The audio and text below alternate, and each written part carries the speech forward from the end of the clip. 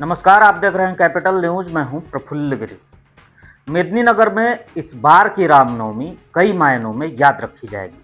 आस्था, उत्साह और नए परंपरा की शुरुआत का ऐसा संगम कम ही देखने को मिलता है।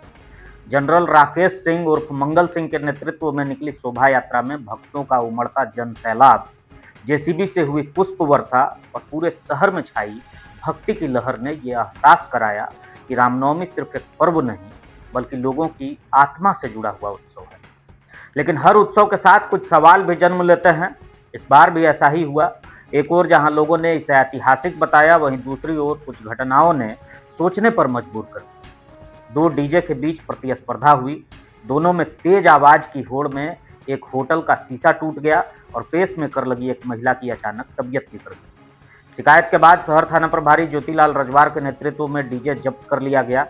पहले आप इस वीडियो को देखिए जिसमें दो डीजे के बीच कंपटीशन शुरू हो गया। बंद करो, अगर तुम्हारे डीजे में दम है तो बंद करो ना। एक बार बेस दिखा दो। हाँ तो ठीक है भाई, सुनो फिर। यहाँ बेस पसंद है भैया? ओके मेरे भाई, कैसे ना सुनने का मेरे भाई। 3, 2, 1, let's go!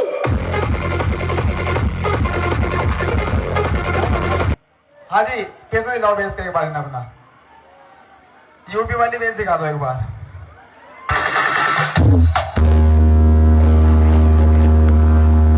शिकायत के बाद कार्रवाई हुई, जो ये स्पष्ट करता है कि त्योहार में डीजे बजाना सिर्फ मनोरंजन का नहीं बल्कि जिम्मेदारी का भी एहसास होना चाहिए। यहाँ सवाल आस्था का नहीं है, अभिव्यक्ति के तरीके का है। रामनवमी जैसा पावन पर्व की आस्था, मर्यादा, संयम और शांति में बसती है। जब डीजे की आवाज़ श्रद्धा से ज़्यादा शोर का रूप लेने लगती है तो कहीं न कहीं हम मूल भाव से भटक जाते हैं।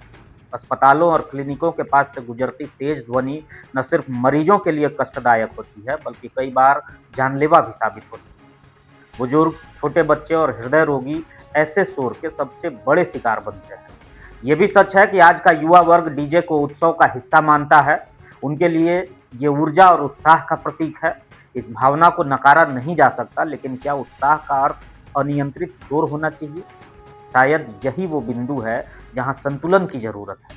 कई प्रबुद्ध लोगों की ये मांग भी सामने आई है कि सभी धर्मों के त्योहारों में डीजे पर पूर्ण प्रतिबंध लगे और पारंपरिक वाद्य यंत्रों को बढ़ावा दिया जाए। ढोल, नगाड़े, शंख की ध्वनि में सांस्कृतिक पहचान छुपी होती है, जो न सिर्फ वातावरण को पवित्र बनाती है बल्कि किसी को असहज भी नहीं करती। रामनवमी हमें मर्यादा पुरुषोत्तम श्री राम के जीवन से सीखने का अवसर देती है।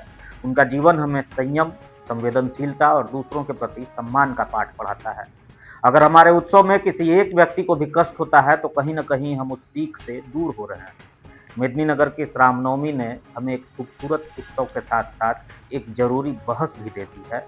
अब ये समाज पर निर्भर करता है कि वो किस दिशा में आगे बढ़ता है, शोर की ओर या संस्कार की ओर। आस्था बनी रहे, उत्साह भी बना रहे, लेकिन इंसानियत और संवेदनशीलता उससे ऊपर रहे। शायद यही इस पर्व की सच्ची जीत होगी।